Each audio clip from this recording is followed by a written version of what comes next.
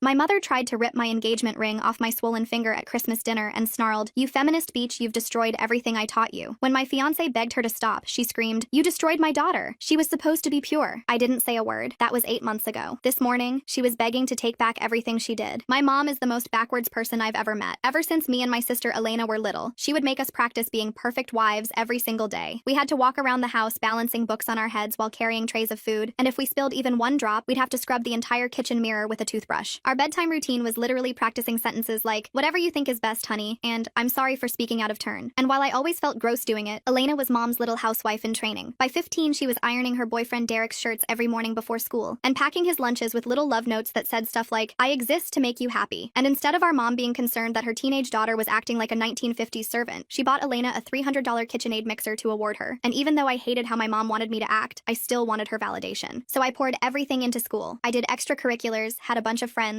was every teacher's pet. So when I finally got accepted into Northwestern's business school, my mom was the first person I told. "Congrats, honey, but I really wish you put this much effort into finding a nice boy to take care of," was all she said before throwing my acceptance letter into the trash. The breaking point came a week later. I came home to find Elena with a black eye, poorly covered with concealer. When I tried to talk to her about it, she actually laughed. "Oh, this? Derek just gets a little carried away sometimes. It's actually really sweet. It means he can't control himself around me because he loves me so much." That's when I knew I lost her. But if that's what my mom wanted, then I figured I should at least try to make her happy. So in the summer before moving out, I dated the worst guy I could find just to get one single approving nod from my mother. My BF Tyrone would check my phone, told me my friends were bad influences, made me share my location 24/7. I knew it was wrong, but when I brought him home for Independence Day, my mom's face lit up. She even hugged me for the first time in 3 years. Fast forward 4 years later, and I graduated with a bachelor's degree in finance. I had been in therapy for months, found an amazing partner named James. He was the oldest brother of 3 little sisters, and he treated me like a queen. Listened when I talked, actually made me laugh, planned every date. So when Christmas came around, I was actually excited. I thought maybe, just maybe, my family would see how happy I was. He kept reassuring me that things would be okay, and that my mom would love him. For a second, I actually believed him. So when I knocked on the door, I had more confidence than ever. But Elena was the one to open, and she looked like a ghost of herself. Bruises poorly covered with Dollar Tree concealer, walking with a limp she tried to hide. My heart shattered, and I guess hers did too, because as soon as she saw James help me with my coat, she gasped, "Oh my gosh, Mia, you're emasculating him in public?" James politely introduced himself and mentioned how proud he was of my promotion. That's when my mom's face went from a fake smile to pure rage. "A real man doesn't let his woman outshine him," she hissed while grabbing my wrist so hard it left marks. And that's when she noticed my engagement ring. "You feminist beach, you've destroyed everything I taught you," she then screamed while literally trying to rip the ring off my finger. Elena jumped up and grabbed my shoulders to hold me still while mom kept pulling, except she was pulling so hard my finger was turning purple. James immediately called 911 while trying to pull them off me.